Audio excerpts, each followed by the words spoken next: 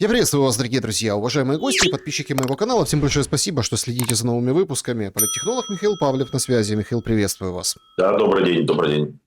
Михаил, начать разговор я хотел бы с позиции, в которой сейчас пребывает власть. Существенный удар вообще по режиму, по системе. События на выходных привнесли, все уже высказались, все начали запускать кампанию по поводу легализации оружия. Речь идет о Голосеевском стрелке, Да, я понял, да. которого ликвидировали. В субботу это произошло. Ну и сейчас какая-то вот идет целая кампания. Давайте, давайте, давайте. Ну и плюс, конечно, хейт в отношении полиции. В этой ситуации какая-то такая очень специфическая политическая игра офиса президента внезапно, и это после 2 недель бомбардировок очень своеобразными тезисами, впрямую контроверсионными тезисами от высказываний Зеленского, Буданова, да, вот сегодня пришло сообщение о том, что какие-то письма рассылаются. А вы... Это фейки. Вы там не читайте, уважаемые чиновники и все на свете, что это типа от Буданова, от офиса президента вам что-то прислали. Кажется, началось какое-то очень серьезное колебание внутри. Перед чем, с чем связано и как корреспондируется с тем местом, да, которое Украина сейчас занимает, и тема Украины занимает вообще в плане урегулирования или эскалации? Давайте так, по порядку, что называется. То, что происходит сейчас вокруг Кирилла Буданова, и, кстати, по-видимому, происходит вокруг его ключевого политического союзника Давида Арахамии, напрямую связано с еще одним интересным фактом, инсайдом. Вот сегодня у нас, если мне не изменяет память, какое? 20 число, по-моему, да? 20-е. Понедельник. Ничего себе. А вечером 15 апреля мы должны были лицезреть в Киеве Дэвида Кушнера и Стивена Уиткофа. По внутренним планам и по подготовке Банковой, да, и вот давайте так, по информации, которая есть, да, они должны были прибыть в Киев как раз вечером 15 числа. И произошел, что называется, практически разворот над Атлантикой. Вот. И высвободился, скажем так, в формате джентльменов перенаправили в Исламабад, хотя там тоже, как бы, мне кажется, они вернутся не солоно хлебавших, что называется. Больше того, еще дальше пойдем. Во время последних консультаций Киева и Вашингтона Киеву администрацией Трампа, Белым домом и сотрудниками Госдепа были выданы некие рекомендации и пожелания, которые были своего рода таким себе домашним заданием. И за исполнение в этой логике, да, подготовки к этой логике отвечал небезызвестный Линдси Грэм. Поэтому он должен был быть в составе делегации, которая должна была приехать. И впервые он должен был присоединиться. Это была такая неожиданность во многом, да, в публичном смысле. Потому что Кушнер и Уитков-то понятно, да, они вечные эмиссары по этому направлению. А тут Линдси Грэм, который выступал, ну, будем говорить прямо таким себе ястребом, который там вот олицетворяет самое ястребиное неоконовское крыло республиканской партии, да, и если там Рубио это фактически фронтмен этого истеблишмента неоконовского, то Линдси Грэм это, ну, говорящая голова и действительно человек, который говорит то, что не может себе позволить говорить Рубио или какие-то другие представители этого лагеря в республиканской партии. И вот он должен был в силу его выстроенных коммуникаций с Банковой, ну, давайте так, я вот в логике того вопроса, даже, который вы задали, постерегусь говорить Банковой, потому что до некоторой степени это Буданов, но это не Буданов, что называется. Вот его выстроенная коммуникация с Зеленским, его окружением у Линдси Грэма, он должен был по заданию, что называется, находиться все это время в коммуникации и готовить этот самый визит. И к этому визиту должны были быть подготовлены некие решения, проекты решений со стороны киевской власти, которые позволили двигаться дальше по переговорному треку. По факту, к началу следующей недели, как мне рассказывают, выяснилось, что ничего не было подготовлено, что называется, и даже и не пытались. Как говорится, не за холодную воду не взялись. Да? И визит был отменен.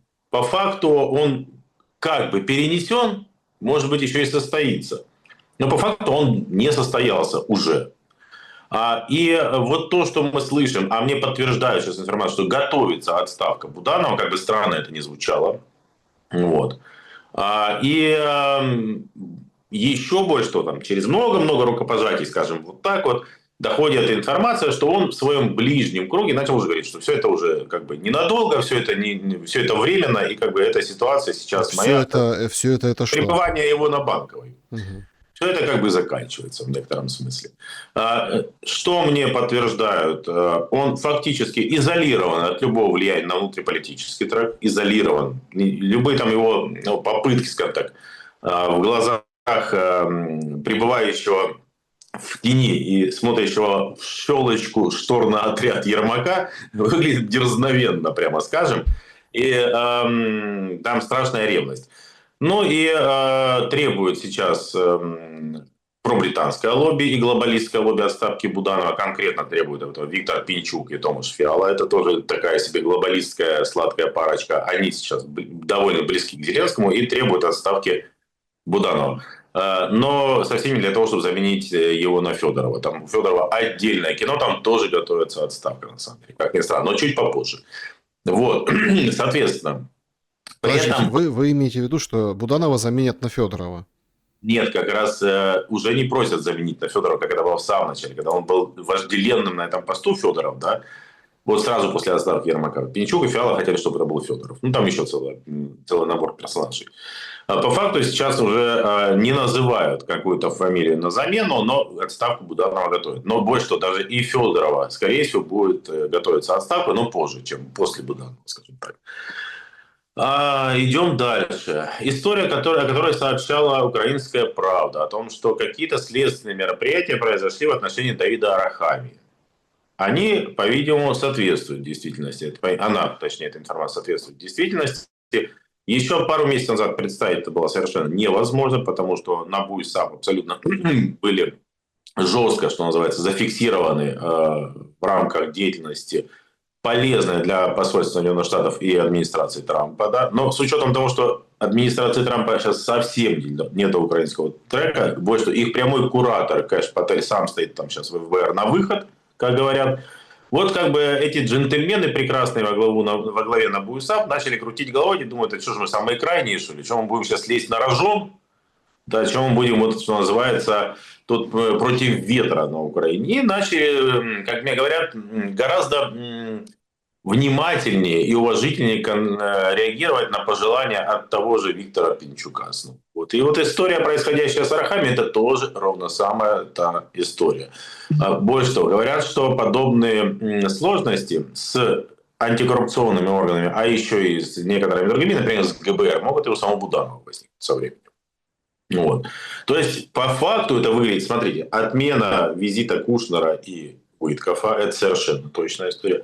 Подготовка и уже по факту идущая даже атака на Арахамию и Буданова, а это люди абсолютно завязаны на трамповскую администрацию, ориентированные как раз на их трамповской команды по видению разрешения украинского кризиса, то есть через череду переговоров, которые должны привести к некому мирному соглашению.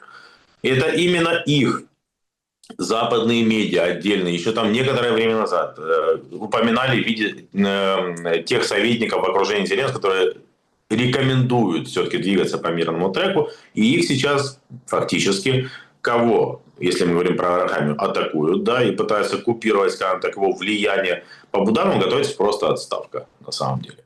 Произойдет ли она сей секунду, это дело такое. Помнится, мне за года полтора раза 3 сообщали, что он должен был покинуть пост главы ГУРМО, покинул Ермак, по факту свой пост даже раньше. Но то, что это все всерьез, это правда. Именно потому, что они ориентированы на администрацию Трампа и на трампистов как таковых. И да, вот если в комплексе это все увязать, то мы видим, конечно же, совершеннейшую на сегодняшний день победу пролондонского курса. Тот же визит, например, Зеленского в Норвегию. Абсолютно пустой с точки зрения каких-то материально-финансовых выгод, да, для Зеленского и его окружения. Очень понятно в рамках той самой лондонской логики, в которой был и визит в Турцию потом, и до этого был визит в Испанию, визит в Сирию. То есть это работа, на самом деле, выстраивания большущего контура против России, против конкретно углеводородного экспорта России, потому что Норвегия – это еще одна бусинка в этом ожерелье, которое они добавляют. Почему? Потому что Норвегия – это Баренцево море, Северное море, Норвежское море. Это каналы движения, по которым идут газовозы и танкеры российские в том числе. Это даже в публичной плоскости проявилось, потому что о чем они говорили? Оборонное соглашение, где упоминались те самые морские дроны и программы, которые кто курирует? Специальная лодочная служба флота Великобритании. Вот. Соответственно, лондонский курс сейчас абсолютно доминирует, абсолютно побеждает. И это тезис, или, если угодно, девиз Бориса Джонсона. Давайте просто воевать. Ну и посмотрите, здесь же в этой логике и вся эта побредятина, которую несет нардеп Остапенко. Выбрали очередного дурачка, который вещает не пойми что, да. Здесь же очередные провокационные заявления от Корчинского про штрафные бригады уже целые. Да, как бы. Здесь вот все в эту же самую логику. Тут вы вспомнили и про пенсионеров военных, и про категории женщин, и про необходимость снижения возраста. Это все в эту самую джонсоновскую логику укладывается. И, конечно же, в этой логике надо выбивать из власти или снижать, по крайней мере, влияние людей, которые ориентированы на Белый дом в данный момент. Вот и все. По поводу Голосеевского стрелка. Да. Просто здесь это очень специфическое, я не поддерживаю эту версию. Да. Тем более она просто гуляет по соцсетям. На самом деле люди просто смотрят и недоумевают. Ну, люди имеют право высказывать свою точку зрения. Конечно. Ни в коем случае мы, скажем так, не будем... Просто это как домыслы. Многие говорят, что а что это вообще произошло? Как бы не руками ли это каких-то, скажем так, дворцовых спецслужб внутриукраинских вообще это все сделано? Потому что тут тебе и Зеленский с видеообращением, тут тебе и компания, которая сразу же включилась, и давайте легализуем оружие.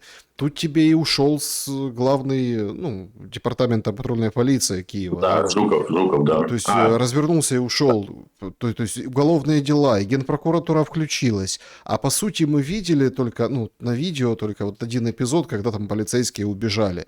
Да. Ну и люди действительно возмущаются, потому что на блокпостах все такие яркие, классные, такие все здоровые, как крутить какого-нибудь ухилянта или врываться, или бабушку кошмарить с укропом у метро, это да, но вот как действительно опасность, вокруг там 2 полицейских участка, куча, там кто-то проехал, не остановился. В общем, возникает очень и очень много претензий на рукотворность вообще всего произошедшего. Ну, или как, не то, что там они наускивали этого бахмутского стрелка, а как это все использовалось, да, конкретно для каких-то целей. Просто непонятно, скажем так, лейтмотив непонятен, если это действительно власть пытается использовать в своих, ну, вот эта лондонская победившая власть, да, в своих целях. Да. Каких?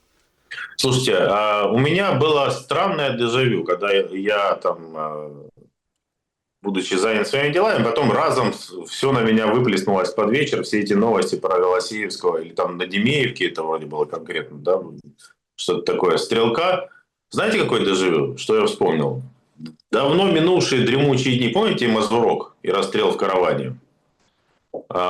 И сколько потом было самого разного политического бэкграунда. Такое ощущение, что тогда действительно одна драматическая история вызвала к жизни, ну, совершенно серьезнейшие подковерные события в политической плоскости.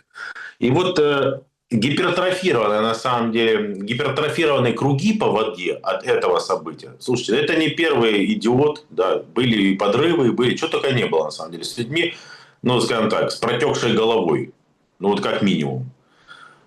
И, наверное, от полиции давно уже особо никто не ждет, да, вот этого всего. Что, наверное, значит у них в официальных целях и задачах, да. Никто же бы и не был удивлен, что они там драпали просто от стрелявшего.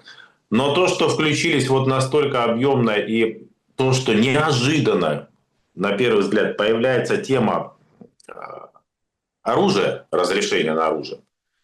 И мне кажется, что это вот классика подстройки, классика ситуации, когда давно что-то созревшее и подготовленное ждало своего момента, что называется. Потому что тема оружия, ведь она давным-давно живет, легализация оружия.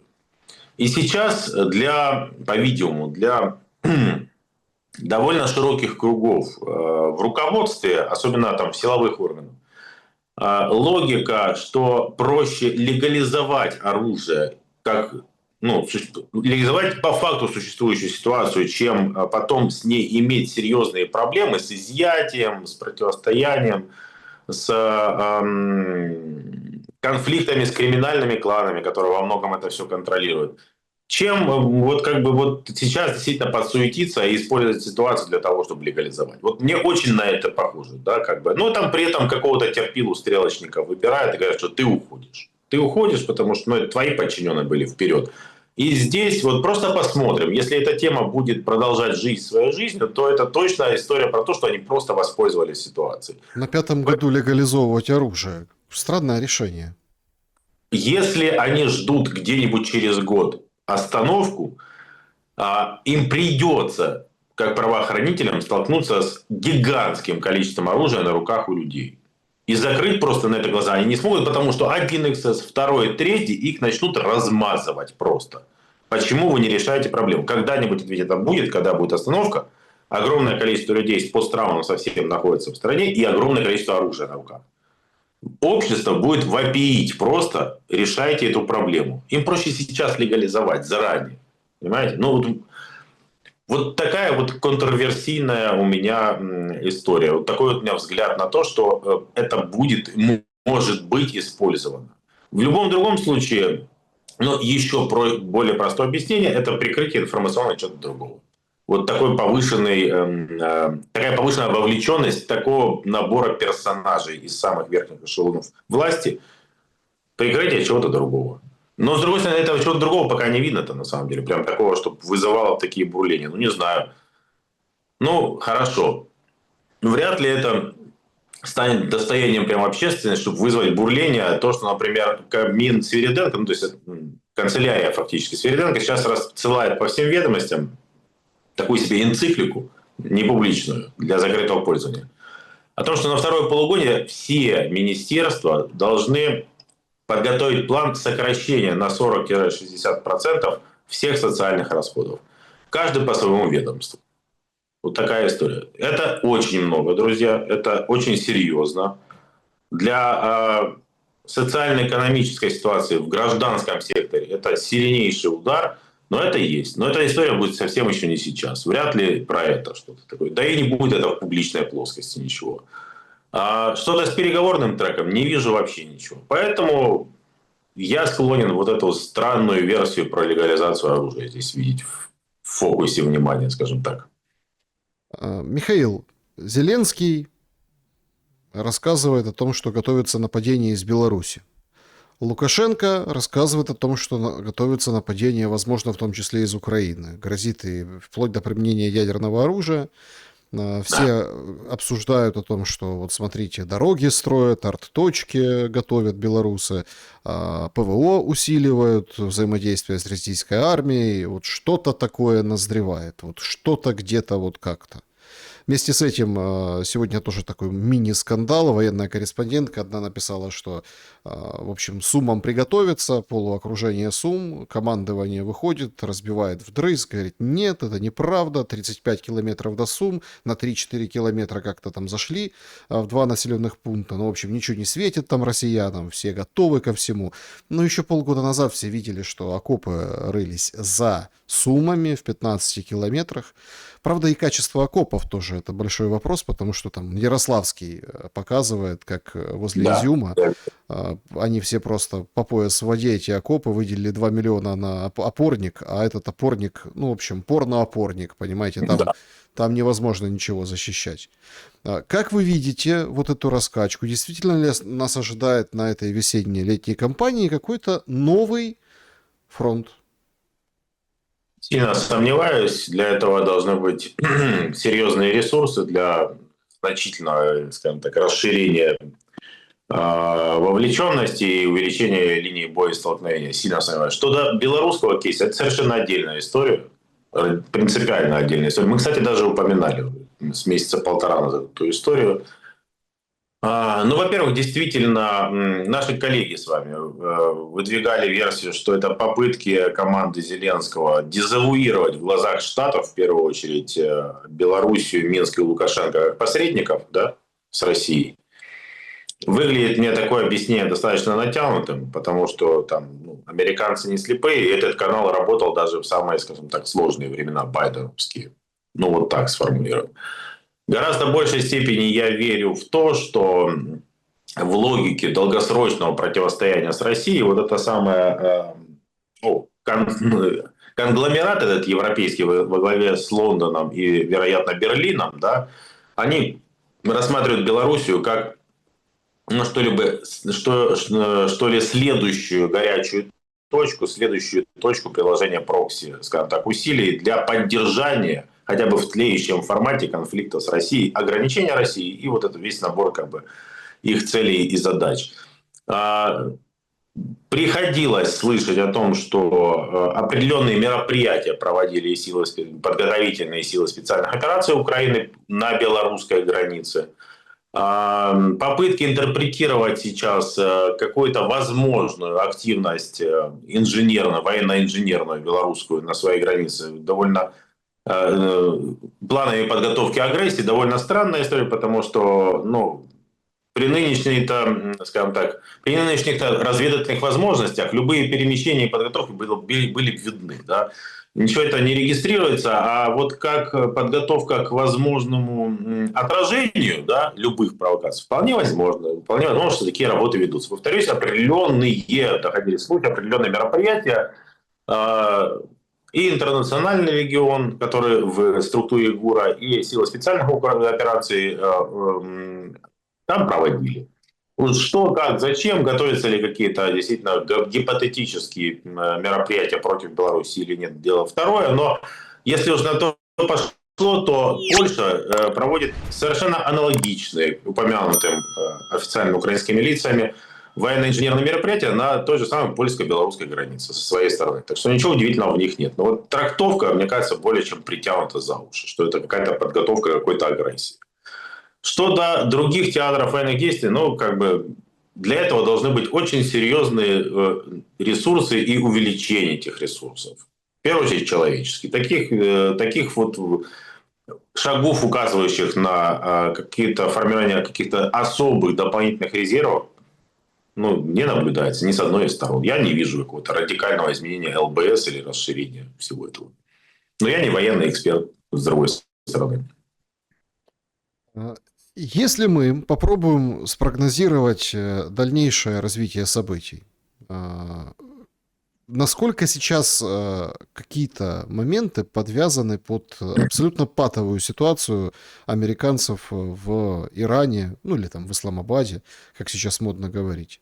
Ведь вот это приглашение, условно, опять Путина, оно поступило уже официально турецкой стороне, что Украина запрашивает встречу с Путиным, присутствие Эрдогана, Трампа. В общем, об этом турки говорят, что мы получили, и мы там будем работать над этим. Но тут же просто очень интересно вообще, как себя ведет Турция с Ормузским коридором, с Ормузским проливом. Швах, да, сейчас. А они вот такой серединный путь через Армению пробивают. Турки сейчас активнейшим образом вовлечены в избирательную кампанию. Тут очень важно же понять, да, что сейчас вот этот ближневосточный узел, да, как-то понятно, что встреча Зеленского и Путина в Стамбуле, она не об этом. Но Трамп, приезд его, который должен это все дело осветить, если это все выгорит, да, то Трамп тут как раз-таки все и очень завязано. Давайте так, еще раз. Ближневосточный кризис, иранский кризис, это прямейшим образом влияющий на ситуацию на Украине, да, и с обороноспособностью Киева обстоятельства, да, связанные. Мы уже это обсуждали с вами. Это и вопрос топлива, и вопрос, в первую очередь, ПВО, и вопрос экономики, газа, электричества, логистики, всего. Топлива, уже упоминал я, продуктов питания, посевной, повторюсь, всего. Прямейшим образом влияет. Но в первую очередь, это, конечно же, вопросы ПВО. И то, что американцам не до Украины, и еще, вероятно, достаточно долго будет не до Украины. И, соответственно, вот как мы наблюдаем, доминирует сейчас лондонская линия. Турецкие маневры – это тоже уже лондонская история, не американская. И в этой же логике и визиты Зеленского, и все сигналы, которые Зеленский передавал через турецкую сторону, и визиты Зеленского в Сирию, и, повторюсь, армянский кейс, потому что турки активнейшим образом через Пашиняна, вот таким парадоксальным образом формулируют, вовлечены в избирательную кампанию в Армении и пытаются Армению во все это встроить, естественно. И здесь еще одна точка столкновения интересов Британии и Лондона конкретно, и их партнеров Азербайджана и Турции в Закавказье с Россией уже конкретно. И очень они глубоко во все это вовлечены. И больше того, вся эта история – это попытка разжечь еще один прокси-конфликт, который будет оказывать прямое воздействие на Россию. То есть это вот смотрите, белорусская история, прибалтийская история, финская граница, Калининградская область, Закарпатье, Закавказье, прошу прощения, да. Коммуникации Зеленского в Персидском заливе, в странах Персидского залива по Центральной Азии и Средней Азии. Это тоже точки небезопасной с точки зрения и логистики нефтегазовой, и вообще инфраструктуры. Российская – это подбрюшье России как таковое, да, сибирская уже. По большому счету до сих пор недосягаемая для украинских ударов, ну, с кондовой, что называется, коренной территории. То есть вот этот срединный путь – это из широкого спектра британских историй, которые там глубоко-глубоко завязаны до истории там еще вот этих самых 19 века и большой игры так называемой, тоже как раз вокруг Ирана, Афганистана, всех этих территорий ведшейся. Это все оно самое, и этот Туран великий, и этот срединный путь, это все истории турецко-британские. И эта история, она совершенно очевидно тоже направлена острием своим против Ирана и против России, конечно же. Так что здесь прямая подготовка еще одного очага напряжения. Собственно, не то, что подготовка, он там давно тлеет в Закавказье. Просто в очередной раз это все будировать и поджечь. Возможно, это завязано непосредственно на 7 июня, на выборы в парламент Армении. Будет это взаимосвязано, вполне возможно. Что качнут, спровоцировать могут Иран с этим сюннитской территорией. Это все очень серьезно. Очень серьезно.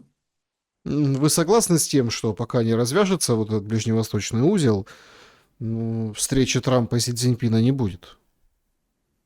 Ну, для меня совершенно очевидно, что Китай, наоборот, бы с удовольствием в таком положении с американцами встретился.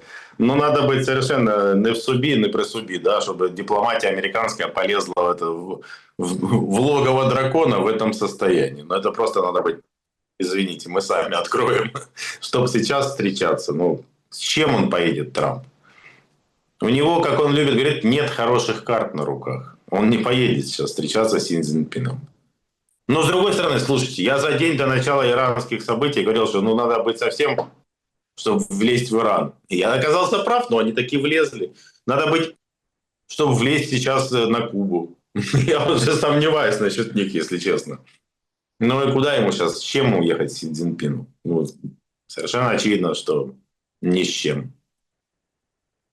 Встреча Зеленского и Путина в Турции. Ой, я вас таки умоляю. Вообще не вижу никаких предпосылок на сегодняшний день. Вот от слова совсем. Ну, то есть, мы же не рассматриваем какие-то космические, невероятные, фантастические сценарии, что Зеленский там взял, да и сам инициировал прямую встречу и готов полететь в Москву и подписать все то, что будет приемлемо или возжелано там в Москве. Конечно же, этого же не будет, правильно? Поэтому в любых других случаях невероятно, невозможно до изменения, коренного изменения на линии боестолкновения. Ну, то есть, я так понимаю, пока не пойдут прорывы, пока не пойдет какой-то... Ну, что бы там ни разворачивалось. Честно говоря, все расчеты украинского военно-политического руководства, вероятно, тех советников, которые за ними стоят, про то, что сейчас вот Россия сдохнет, сейчас вот российская экономика рухнет, ну, давайте так. Несмотря на существующие негативные обстоятельства и факторы санкций, конечно же, влияют. Но вот нынешний буст в духе Анкориджа от Дональда Фредерича, он, конечно, серьезно корректирует устойчивость, скажем так, макрофинансовую устойчивость российской экономики. То есть это десятки и десятки миллиардов долларов, которые Россия в этом году получит из-за конкретно иранского кризиса. Сколько было танцев с бубнами за первые сутки после того, как были не продлены американские санкции против российской нефти? Вот сейчас. Ну и что? Пожалуйста. Сколько там сотен миллионов баррелей сейчас в море, которые сейчас будут с высокой маржинальной прибавочной стоимостью проданы? Сейчас нефть Уралс, ключевая экспортная марка, торгуется долларов на 10 дороже, чем американская непосредственно. Вот этот западный Техас, Бренд, он да. называется. Мгм. Нет, бренд Техас. это ближневосточный. VTI у них там. Вест Техас, там что-то там, я не шибко это, не письменний стосовно британської та американської. А на уровне бренда торгуют. Когда такое было, чтобы Урал стал торговаться? А потому что сейчас русская нефть оказалась самой гарантированной и стабильной для всего рынка. Вот и вся история. Вот и вся история. И торгуется она выше 100 снова. Выше 100. Интересно, Да. интересно, что на этом фоне нам тут нардеп Кучеренко угрожает, говорит, следующая зима будет просто ад, будем молиться, чтобы было 0, +5, вот так. Так он прав. Потому что если влупит зима, то будет беда-беда. Европа, там тоже все непросто, хотя мы, открыв рот, смотрим на Европу, чтобы те подбрасывали деньги, миллиарды, возможности, технику, но даже физически, гипотетически имея 100% на восстановление, на зиму денег, их просто невозможно освоить, не из чего ремонтировать и не из чего строить. Естественно. Получается... Слушайте, во-первых, все комментарии Кучеренко вот за последние месяцы касательно вот этой конкретной темы, он все-таки министром ЖКХ был, на секундочку. Они ведь все сбылись. Он первый говорил, что не будет там, как обещает правительство и киевская власть, так быстро ликвидированы последствия. Все, что он говорил, все так и произошло. Больше того, он владеющий ситуацией человек. Он как, давайте так, формально депутат из оппозиционной силы, формально, конечно же, может немножко сгущать краски. Но по факту он совершенно прав. Это и от экспертов рынка звучало. И, если не заметать, даже от кого-то из профильных представителей власти, что, вероятно, генерация к следующему отопительному сезону не будет восстановлена. Ну и все. Так что это не пугает Кучеренко. Это Кучеренко говорит так, как это будет на самом деле. Это правда. Просто понимаете, когда сейчас, например, The Atlantic, да, значит, пишет о том, что все, Украина не будет рассчитывать на США, там требует Зеленский создать свое ПВО, короче, вовсю уже как бы засовывает жало в Европу, пытается поставить знак равенства между Европой и собой. Ну так и в Европе вообще непонятно, что происходит. Вот посмотрите, вроде как Мадьяр победил, но пока непонятно, куда он будет двигаться. В Болгарии парламентские выборы как бы пронеслись вихрем определенным, причем таким достаточно серьезным, там, Радев, который побеждает на выборах. Не конституционное большинство, конечно, но тем не менее. Нет, они правительство сформируют. То есть это получается достаточно, опять-таки, точка напряжения, да, между Брюсселем и одной из членов Европейского Союза. В Европе абсолютно меняются варианты, подходы и политическое видение. Да. Но этого изменения пока недостаточно, чтобы переломить какой-то курс на милитаризацию, потому что Зеленский чует, что туда идут деньги, что там есть чем поживиться, и пытается туда впрыгнуть. Какая стратегия Европы будет вокруг этих геополитических бурь? Смотрите, Европа однозначно по военному вопросу расколется. Слишком уж разные настроения, слишком уж разные цели и задачи у всех. Совершенно очевидно, что есть вот балтийский, назовем его так, лагерь, да, и примкнувшая Британия. То есть скандинавы, прибалты, Германия и Великобритания. Ну, плюс поляки, которые там тоже в этом вот кусочком приклеившиеся пирога. Но есть вся остальная. Есть Дунайская Европа, которая совершенно иначе смотрит. Она вообще выглядит сейчас как, вот, там, скажем так, как нонконформисты, что называется, в этих общих делах. Есть Средиземноморская Европа, она живет в своей отдельной повестке вообще. Италия, Испания, Греция, они вообще в своей отдельной совершенно повестке. И если балтийские, вот этот балтийский кружок, этот благочестие, прости господи, видит по одному траекторию развития всех этих событий, жестко затачивается на милитаризацию, жестко затачивается на конфронтацию с Россией, на выстраивание новых железных занавесов, то даже Франция, которая вроде бы как один из участников этой коалиции желающих, во-первых, там ее серьезно штормит внутриполитическая повестка и готовятся вот выборы, которые, ну, как бы могут сильно внешний курс поменять, да и внутренний курс Франции, да. Но Франция явно не с этими ребятами, не с Лондоном и не с Берлином. Они тоже живут в своей совершенно отдельной повестке, и они единственные, кто имеет полный цикл производства вооружений. Они, конечно, заинтересованы в заработке, но буквально вот незадолго до нашего эфира читал интересную новость о том, что 70 с лишним или 80% с лишним венчурных денег сейчас европейских идут в промышленность Германии, которая семимильными шагами милитаризуется и переводится на военные, на ВПКшные рельсы. При том, что у них там абсолютнейший, скажем так, провал в драйвере бывшем автопроме, да, они сейчас полностью его перекраивают, перешивают под нужды ВПК. Больше там идут соглашения сейчас с Израилем, готовят соглашение по производству компонентов того же купола, например, железного купола. То есть разворачивается, увеличивается в кооперации Лондона и Берлина, там, производство тех же Iris-T. Вот недавно была подписана программа, когда Зеленский был, о поставках 36, по-моему, комплексов Iris-T. А до этого в Испании, если помните, было подписано соглашение о строительстве завода и производстве компонентов для ракет этих, для Iris-T.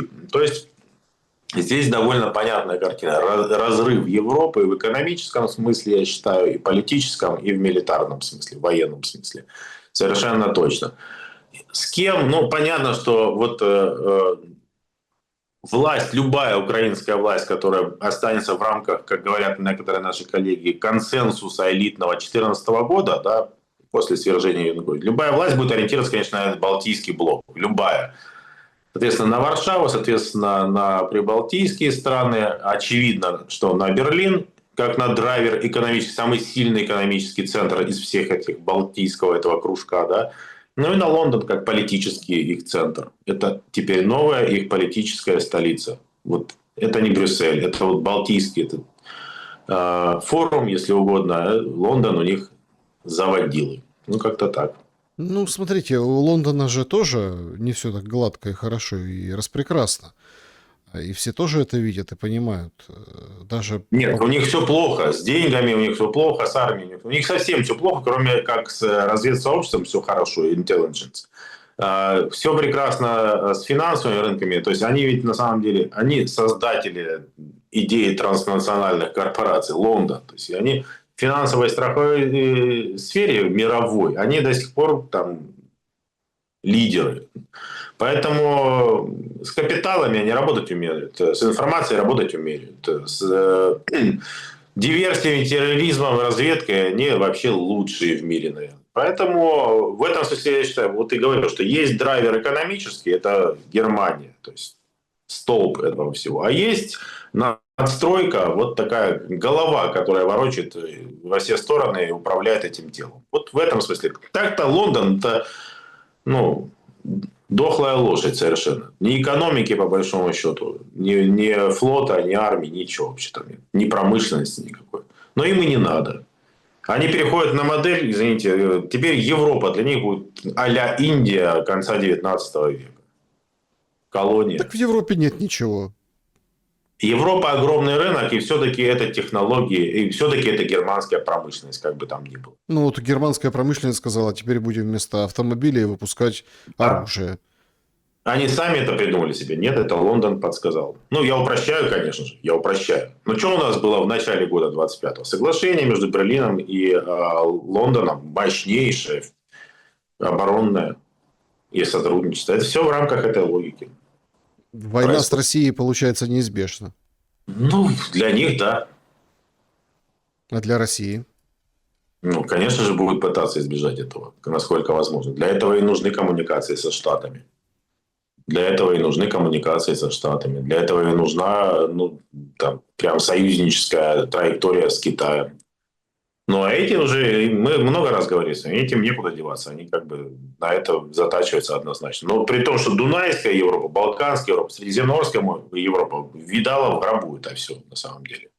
И точно не пойдет вместе с этими балтийскими ребятами. Ну, тут еще и, понятно, Ватикан ссорится с Свои. Дональдом Федоровичем. Ну, там почему? Должен быть же один папочка в мире, один. Послушайте, я вот объяснял даже в одном из комментариев в медиа.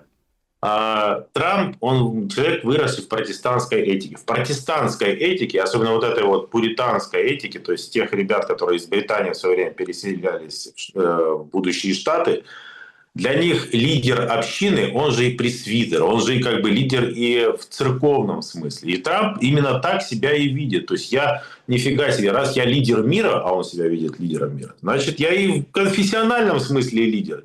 Это же я приложил лапу, я уверен, что так и было, что Госдеп приложил руку к избранию этого папы.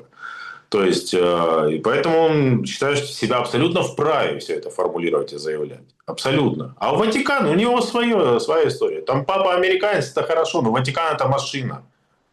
И главную роль там играет все-таки секретарь Ватикана, а не папа даже. А Ватикан это крупнейший партнер лондонских Ротшильдов. И на финансовом рынке, в банковской сфере в более узком смысле. Вообще во всех сферах. Куда Зеленский с Ермаком как намылено, там, как медом намазано, наяривают постоянно туда. Летают. В Ватикан. Что они там про мир разговаривают? Голубей запускают? Да нет, конечно же. Вот. Михаил, как притча во языцах, конечно, вот эта вся история с 90 миллиардами. Сегодня поступает информация о том, что на фоне восстановления поставок, ну, то есть если дружбу запустят, Будапешт даже еще до официального прихода Мадяра может разблокировать эти средства.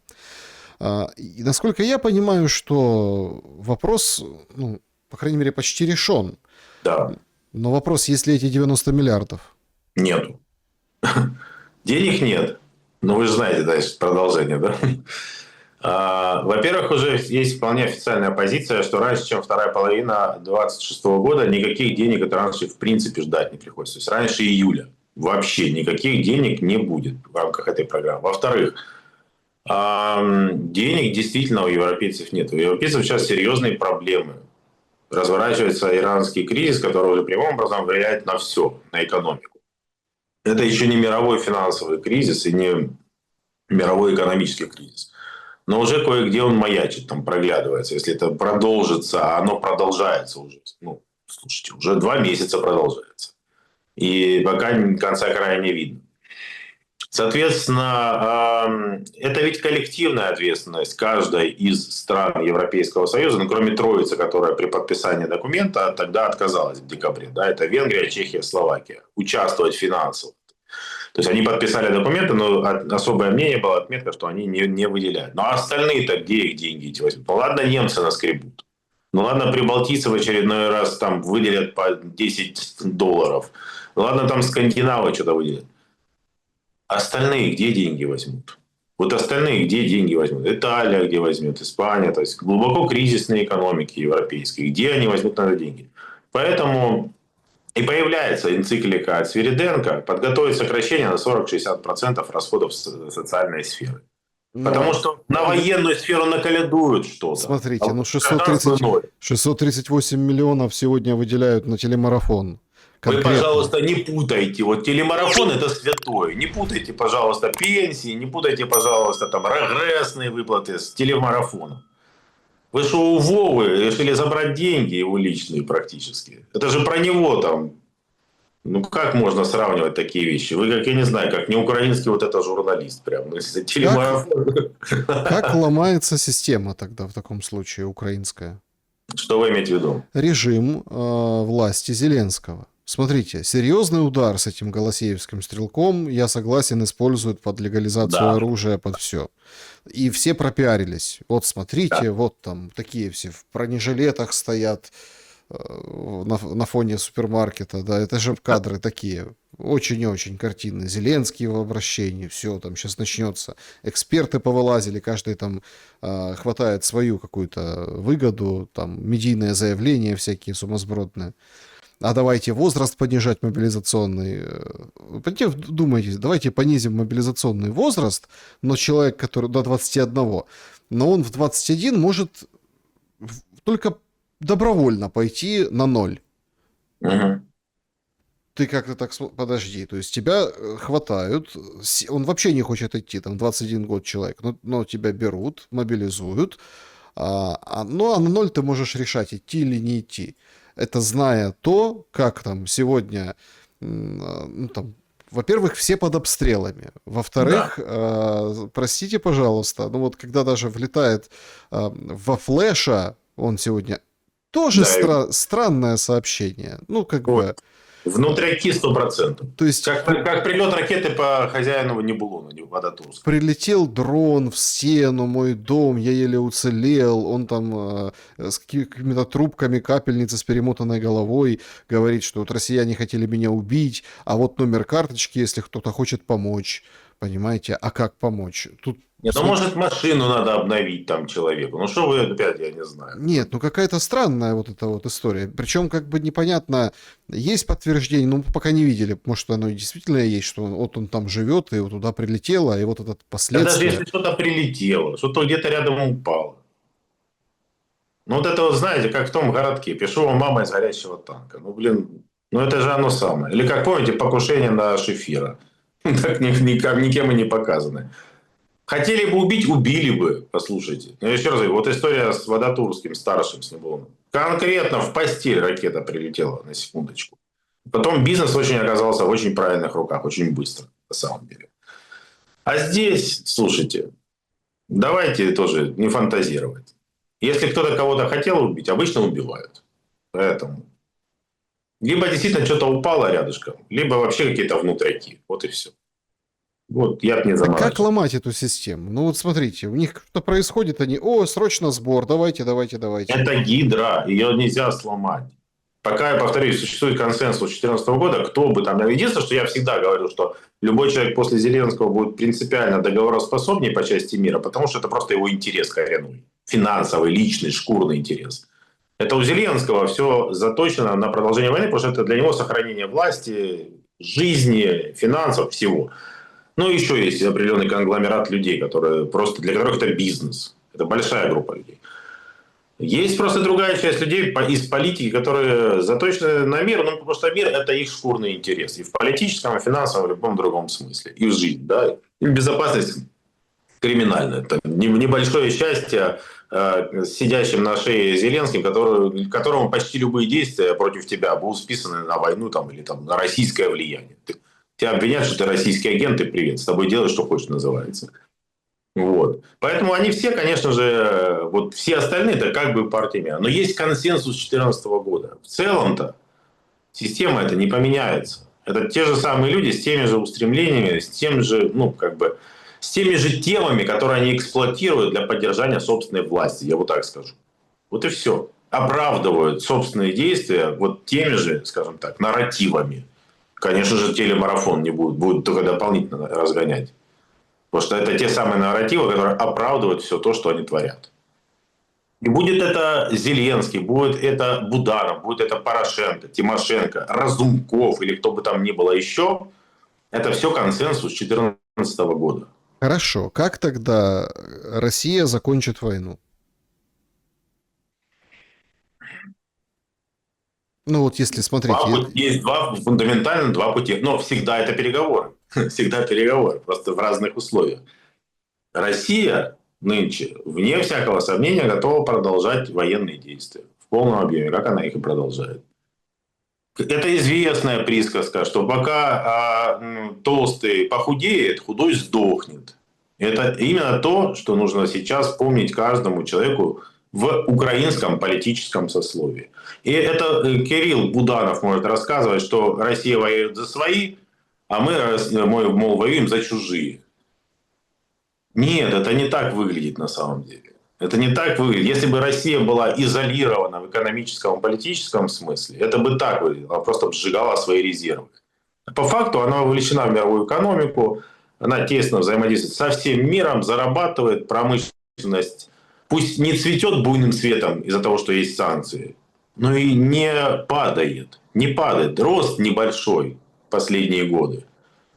Но никакого обвала не происходит. Поэтому Россия воюет по факту, будучи экономикой, вовлеченной в мировую экономику в полной мере, тоже не вполне за свои получается. Точно так же подпитывает вся мировая экономика России. Поэтому это все фантазии бредовые. Пока толстый похудеет, худой сдохнет.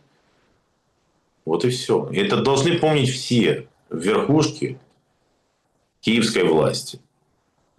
Чудес не будет. Михаил Павлев был моим собеседником сегодня. Я благодарен за время и мысли. Друзья, благодарю, что посмотрели это видео. Подпишитесь на Павлева. Кстати, если не подписаны на мой канал, сделайте это тоже. Посмотрел статистику недавно. Половина смотрит без подписки. Ну, давайте уже присоединяйтесь. Чего там в тамбуре стоять? Самое главное, в любом случае, берегите себя и друг друга. Добра и света. Увидимся.